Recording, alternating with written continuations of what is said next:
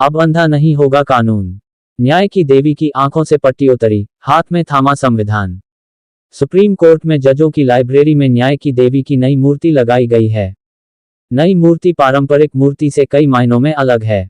इसकी आंखों पर पट्टी नहीं बंधी है, वहीं हाथ में तलवार की जगह उन्होंने भारत का संविधान थामा हुआ है।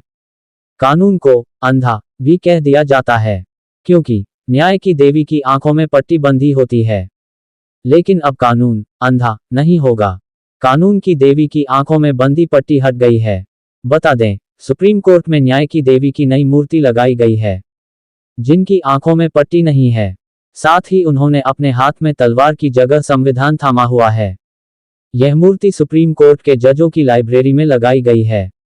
इस मूर्ति की सबसे बड़ी खासियत है कि उनकी आंखों में पट्टी नहीं है और हाथों में तलवार की जगह संविधान है।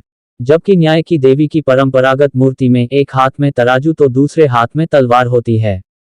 वहीं नई मूर्ति से ये संदेश देने की कोशिश की गई है कि देश में कानून अंधा नहीं है और न ही ये सजा का प्रतीक है। इस मूर्ति को सुप्रीम कोर्ट के चीफ जस्टिस डीवाई चंद्रचूड़ ने लगवाया है। चीफ जस्टिस डीवाई चंद्रचूड़ की पहल पर लगी है नई प्रतिमा। सुप्रीम कोर्ट के जजों की लाइब्रेरी में चीफ जस्टिस डीवाई चंद्रचूड़ के आदेश पर इस नई प्रतिमा को लगाया गया है। इस मूर्ति में दो अहम बदलाव हैं। पहला, न्याय की देवी की आंखों में पट्टी नहीं लगी है और दूसरा, उनके हाथों में तलवार की जगह संविधान है।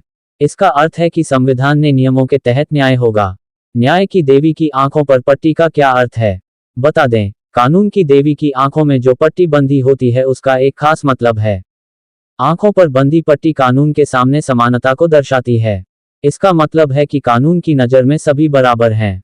इसमें न पैसे वाले का महत्व, न रुतबा, ताकत और हैसियत को महत्व दिया जाता है। अदालतें अपने सामने आने वालों के धन, ताकत और हैसियत को नहीं देखती, जबकि उनके हाथ में तलवार का महत्व है कि दोषियों को दंडित करने की शक्ति भी कानून के पास है। नई मूर्ति में क्या है खासियत? जजों की लाइब्रेरी में जो नई मूर्ति लगी है वो सफेद रंग की है। उन्होंने भारतीय परिधान साड़ी पहनी हुई है।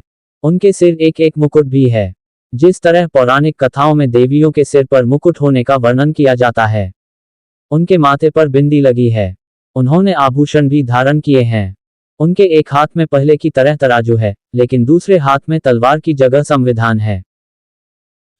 और भी ऐसी तरह तरह की न्यूज को देखने के लिए हमारे चैनल को लाइक करें, सब्सक्राइब करें और बेल आइकन जरूर क्लिक करें। इससे हमारे आने वाली न्यूज की नोटिफिकेशन आप लोगों को सबसे पहले मिले।